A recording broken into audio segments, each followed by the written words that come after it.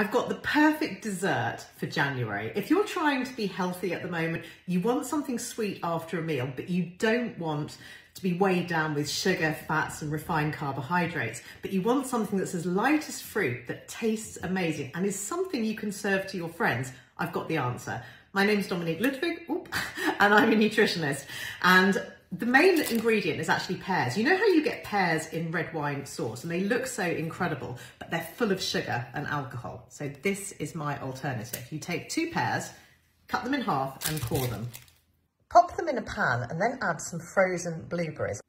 I like using frozen blueberries because they give off more juice and they're going to give the pears that gorgeous red colour.